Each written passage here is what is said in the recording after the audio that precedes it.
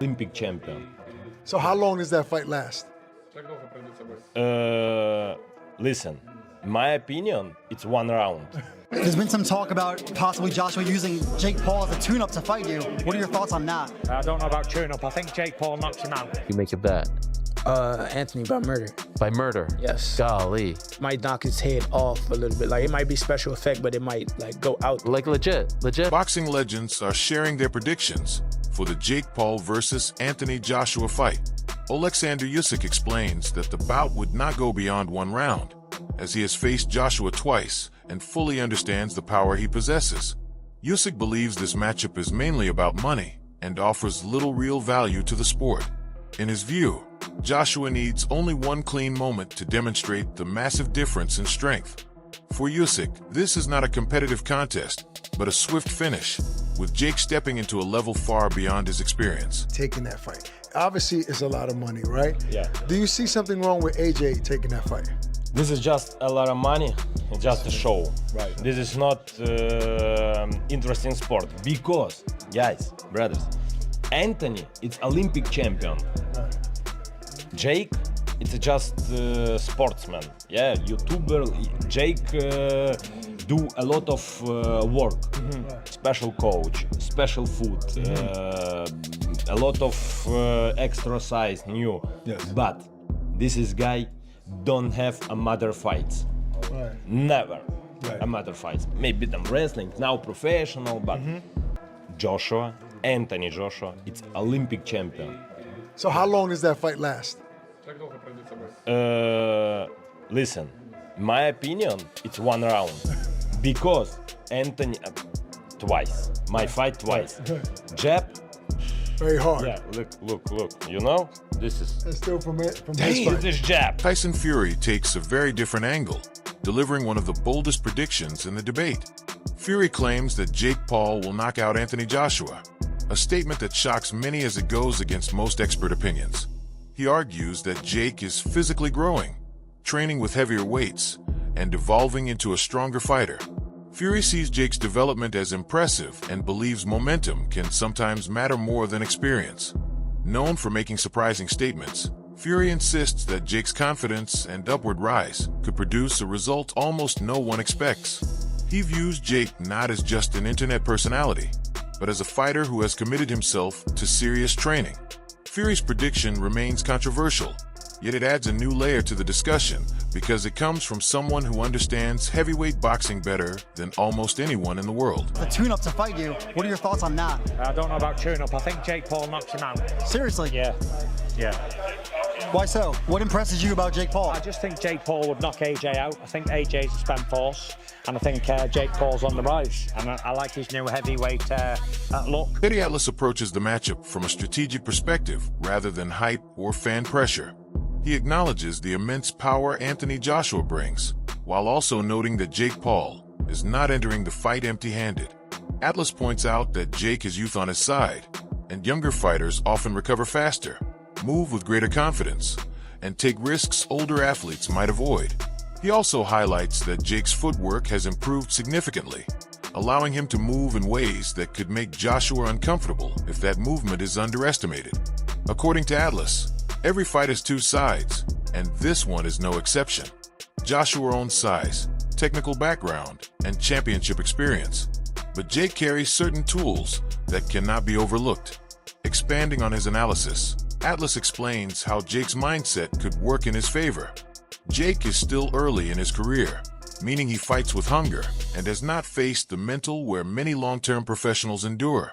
Atlas notes that Joshua typically performs best when he controls distance, but Jake's quicker feet and willingness to jump into exchanges could create small windows of opportunity.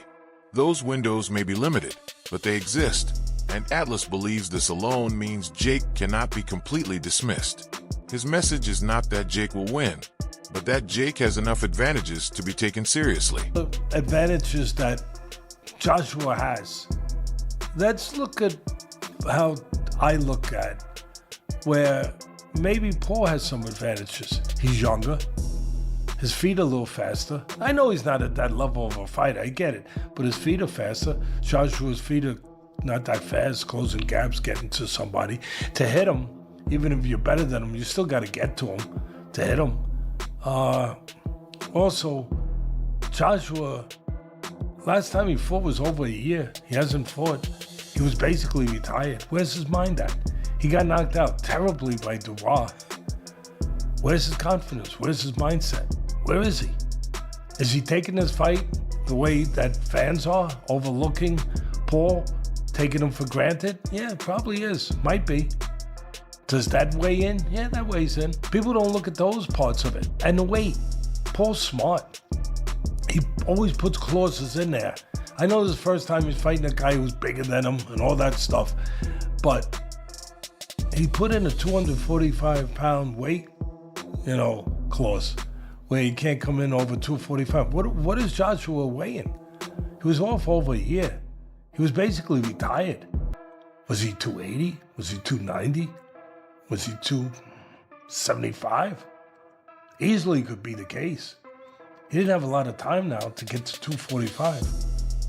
How does that affect him? Oh, we forgot about that. It's a little thing, but it's not that little.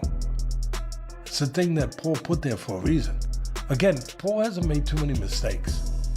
He's been pretty damn smart. I'm not saying he's the fighter that Joshua is, but I don't know if Joshua's... Lamont Roach speaks with a tone that shows both respect for the sport and real concern for what could happen if Anthony Joshua fights Jake Paul with serious intent. He does not view this matchup as a balanced contest, as Joshua's natural strength and technical experience create a level of danger Jake has never faced. Roach explains that Joshua does not need to throw constant combinations for the outcome to be damaging. One fully committed punch from Joshua could change everything in an instant, especially given the difference in size and professional background. He emphasizes that the heavyweight power Joshua possesses is not something an influencer-turned-boxer can safely absorb. In Roach's view, the physical gap between them could place Jake in genuine danger. Excuse me. My first thoughts was this guy's crazy. Not gonna lie. But I get it. Coming from a guy who's not a true traditional boxer, and to be able to have a position where he can fight a former unified world champion, former Olympic gold medalist, and to do it on such a stage where Anthony Joshua was a superstar as well. I mean, like, he sold out the O2, twice. Absolutely. I think. So, I think Jake is setting himself up for, a huge spectacle, and which is, kind of smart. If you're gonna go big, why not go to the highest, like the highest of the mountain? Why not? And I get it. That's what you call business right there. And I seen a lot of guys calling them out, from like Gabe to, other guys who are bosses. Yeah, like guys who actually beat them. But why would he settle for those guys when he could fight Anthony Joshua? So I think that's, I think that's smart. I think that's super smart. Smart is one thing. What do you think happens in the ring, though, champ? I think he gets hurt, for sure. I think he gets obliterated. Something close to like Francis Ngannou. I think something like that happens, and it's going to be bad for him. But Andrew Tate keeps his reaction clear and straightforward when discussing the matchup. He says that Jake Paul has stepped into a massive moment and deserves respect for doing so.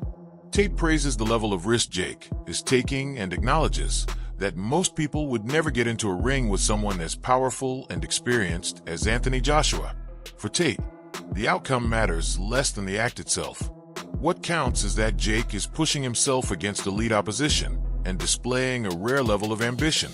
Very few fighters, influencer or not, would dare to show such courage. Tate's response focuses on bravery rather than prediction, believing that Jake's decision alone earns him admiration. Geared for Jake Paul. All right, great. You know what? Thank you, Sean. And now that's now my phrase. I'm going to steal that from you from this moment. I'm going to use it going forward, because I didn't know how to describe my feeling about this fight, but I just got it. I'm glad I thought of it right after I read Sean O'Malley said it. Sean went on to say, There's certain punches, there's certain knockouts, there's certain concussions, there's certain ass whippings, there's certain beatings that are not equal to others.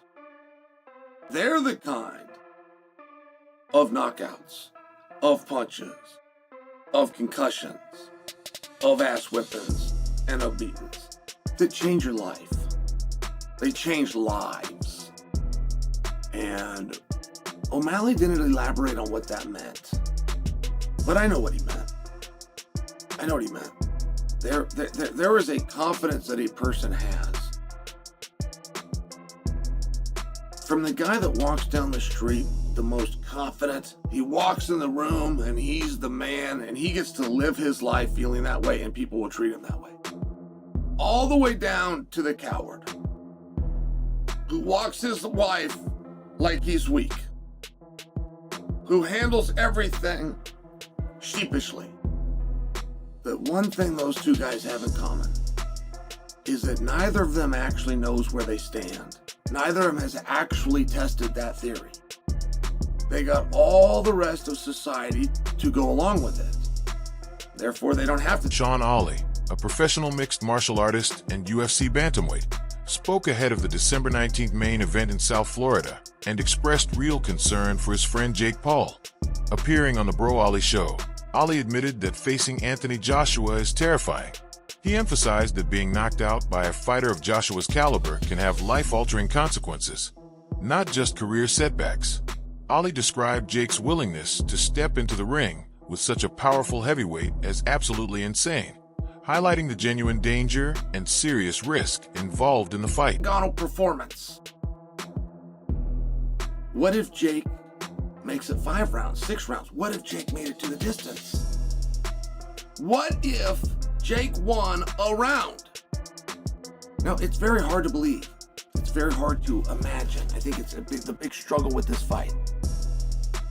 I cannot, off the top of my head, produce a fight for you in any form of unarmed combat that drew, that was exciting, where the audience did not have a reasonable expectation, an expectation to some degree that, well, if he does this or that, there is a way for this guy to win. And that's usually pretty easy to do because nobody knows anything about fighting. Nobody watching this right now, none of you, my millions of viewers, not one of you has ever boxed. Not one of you knows someone in the family. Well, my dad was a boxer. My uncle was a boxer. No, you don't. Not only are you not a boxer, you don't even know of a boxer. Now, I only share that because when I come out and say nobody knows what they're talking about when they're talking about boxing, like, it's not meant to be an insult. You don't know anything about boxing. It was never taught to you. None of you in recess boxed. None of your junior highs, your high schools, your colleges, your community colleges offered boxing.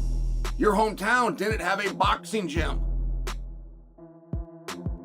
Now really think about that. Because as much as you love the sport and as much as you think that you understand it, not only do you not understand it, you can't even have a conversation with other people who do because they don't understand it. So what is a win? I think that time counts. I think that time is a very big deal. You're in that little bitty ring, and I know a guy can run backwards, but running backwards is not illegal in boxing. It is. Chael Sonnen offers a more structured breakdown of why he believes the matchup is heavily tilted in Anthony Joshua's favor. He lists size, power, height, weight, reach, and years of professional experience as the overwhelming advantages Joshua holds. Sonnen acknowledges that Jake Paul has improved significantly, but argues there is no comparison between Jake's past opponents and the elite-level Joshua has faced throughout his career. He stresses that every aspect of this fight, from physical attributes to mental preparation, leans toward Joshua. Sonnen's analysis removes emotion entirely and focuses on raw facts that highlight the extreme imbalance between the two fighters. And I agree. And, but listen, Joshua's done this already. he fought a guy that he was supposed to destroy, Right.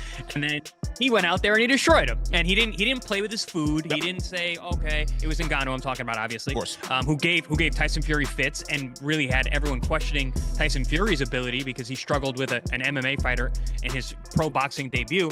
Anthony Joshua didn't do that. He went out there and did what we all expected Tyson Fury to do and completely wiped the floor with the guy.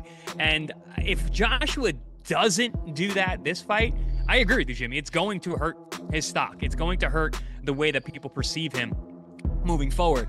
And also, I think, honestly, and if he doesn't go out there and just lay into Jake Paul and end it in the first, if not second round, to me, it's gonna look fishy to me. It's gonna look like this was a setup, this was an exhibition, this wasn't a real fight. If this is a real fight, it should be over in 90 seconds because Anthony Joshua is a legit gold medalist, super heavyweight, crazy athlete, awesome power, and Jake Paul just isn't on that level in any way. And he's not he's undersized. You know, Jake Paul was fighting a cruiserweight in his last fight. He was under 200 pounds. You know, Joshua is a legit 250 pounds with abs. And the guy punches with the right hand like a cannon. The one advantage Jake Paul has had in previous fights, and we all know people who have worked with him, and they go, he's got natural power. He can hit pretty well for his size. Not elite, right? Not world championship, but he can hit pretty well for his size. Paulie, that one advantage that he's had in previous... Chris Algieri takes a methodical approach rooted in his understanding of how Anthony Joshua typically performs. He explains that Joshua has a history of fighting based on the level of threat in front of him. When the opponent is dangerous, Joshua remains calculated. When the opponent is less experienced or physically smaller, Joshua delivers the dominant performance fans expect. Algieri believes this pattern strongly applies to the Jake Paul matchup. In his view, Joshua is unlikely to take unnecessary risks, but when he chooses to apply pressure, he usually finishes the job with power and precision. Algieri stresses that fans should not be mistaken. Joshua has always responded properly to mismatches, and he expects that trend to continue. He adds that this consistency makes Joshua predictable in the best possible way. But he couldn't beat Tommy. Could he win the area lightweight title? I'm not sure. Don't know the champion. If I had a look, I could tell you, but I'm not sure. He then boxes Nate Diaz. So he's boxed one boxer so far, if we keep in count, and he's beat none. Then he boxes Andre August, who I believe was a pro, and this is now at 14-3, so he's now actually a cruiserweight. Andre August, I'm not sure. Ryan Borland, 17-2. Again, I'm not sure. But fair play, he's beat two boxers here. Beat two boxers, what can I say? He then fights Mike Perry, who is an MMA fighter, bare knuckle boxer. He's not a glove boxer. He then fights Mike Tyson, which was... Dave Allen approaches the situation from a grounded and practical perspective. Rather than hype or emotion, he looks closely at Jake Paul's fight history. Allen explains that Jake has often faced opponents who did not apply real heavyweight pressure or consistent power. This allowed Jake to stay composed, control distance, and manage exchanges without being forced into panic. Allen warns that Anthony Joshua will not offer Jake the same controlled environment. If Joshua attacks with even half the intensity he shows against true heavyweight opponents, the fight could look completely different from anything Jake has experienced. Nothing wrong with that, because anybody else, if they got offered that kind of money, they would do it. So, yep. And some people are suggesting it might damage his legacy. Where do you sit with the decision of him taking that fight? And it's a professional late-round fight as well. Yes, it's a highly dangerous fight for Jake Paul.